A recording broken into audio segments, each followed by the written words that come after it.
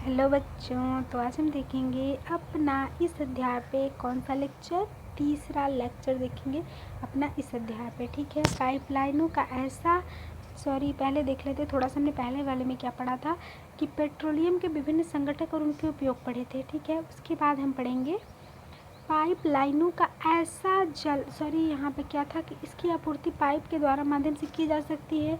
और पाइपलाइनों का ऐसा जाल बड़ोदरा, गुजरात के कुछ भागों और अन्य स्थानों पर है, क्योंकि वहाँ पे पेट्रोलियम गैस जो है निकाला जाता है पाइप के थ्रू, तो वहाँ पे उसका जाल तो पाया ही जाएगा। और प्राकृतिक गैस का उपयोग प्रारंभिक यानी कि पहला पदार्थ के रूप से रसायनों और उर्वरकों के औद्योगिक निर्माण में किया जाता है। ठीक है, भारत में प्राकृतिक गैस के विशाल भंडार हैं। विशाल भंडार कहाँ है प्राकृतिक गैस के? भारत में, हमारे प्रिय देश भारत में प्राकृतिक गैस के विशाल भंडार हैं। और हमारे देश में प्राकृतिक गैस त्रिपुरा, राजस्थान, महाराष्ट्र, कृष्णा, गोदावरी डेल्टा में पाई जाती है।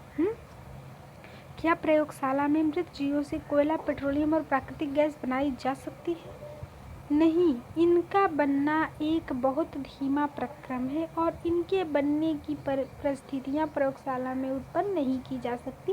जैसा कि मैंने आपको बताया बच्चों कि कोयला तो ऐसे बन नहीं जाता, कोयला बहुत सालों में बनता है। जैसे कि कोई पेड़ टूटा, ठीक है, ये पेड़ की डाली हो गई, ये टूटा और ये मिट्टी में दब गया। ठीक है, एक इसका रूप ले लेगी, एक चट्टान का रूप ले लेगी और कुछ समय बाद, बहुत सारे हजार सालों बाद यह कोयला का रूप लेगी। ठीक है, तो यह तो संभव नहीं है कि उसको बहुत जल्दी से जल्दी बनाया जा सके। तो कुछ प्राकृतिक संसाधन जो होते हैं वो सीमित हैं। हमने इसके पहले पढ़ा था कि कुछ संसाधन जो होते हैं, प्राकृतिक संसाधन सीमित होते हैं, जैसे जीवाश्म ईंधन, वन, खनिज आदि समाप्त होने वाले होते हैं।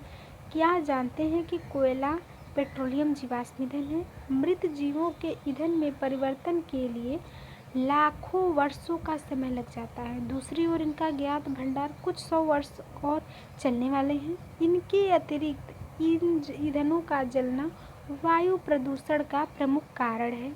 इनका संबंध विश्व उष्णन से भी है। ठीक है, अतः यह आवश्यक है कि हम इन ईंधनों का उपयोग तभी करें जब नितांत आवश्यक हो, बहुत जरूरी हो। इनके परिणाम स्वरूप पर्यावरण बेहतर बनेगा और विश्व उष्णन का खतरा कम रहेगा, यानी कि गर्मी का खतरा कम रहेगा। ईंधनों की उपलब्धता लंबे समय तक होगी। और भारत में पेट्रोलियम संरक्षण अनुसंधान लोगों की सलाह देती है कि गाड़ी चलाते समय किस प्रकार के पेट्रोल डीजल बचाएं। उनके गुण हैं, ठीक है, जहाँ तक संभव हो गाड़ी समान और मध्यम गति से चलाइए। यातायात लाइटों पर अथवा जहाँ आपको प्रतीक्षा करनी हो गाड़ी का इंजन बंद कर दीजिए। टायरों का दाब सही रखिए और गाड़ी का नियमित रखरखाव सुनिश्चित कीजिए। ठीक है, तो हम देखेंगे कि इस अध्याय में हमने क्या सीखा। प्रमुख शब्द है कोयला। ठीक है, कोयला, कोयला गैस, कोलतार, कोक, जीवाश्म ईंधन, प्राकृतिक गैस, पेट्रोलियम, पेट्रोलियम परिष्करण।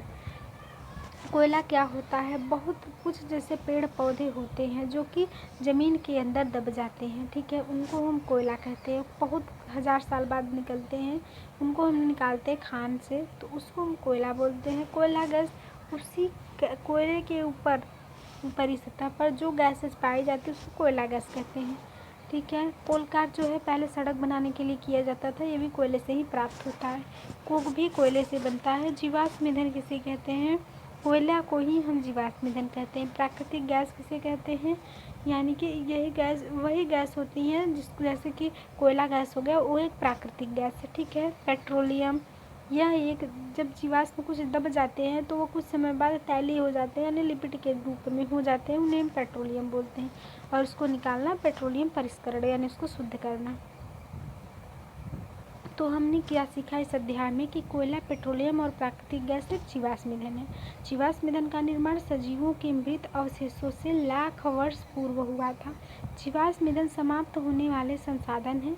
कोक, कोलतार और कोयला गैस कोयले से प्राप्त उत्पाद हैं। पेट्रोलियम के परिष्करण से पेट्रोलियम गैस, पेट्रोल, डीजल, मिट्टी का तेल, पैराफिन, मोम, स्नेहक तेल और आदि प्राप्त होते हैं। कोयले और पेट्रोलियम के संसाधन सीमित हैं, हमें इन्हें नियोजित उपयोग करना चाहिए। ठीक है, तो हमारा क्लास ख़त्म हुआ। Thank you.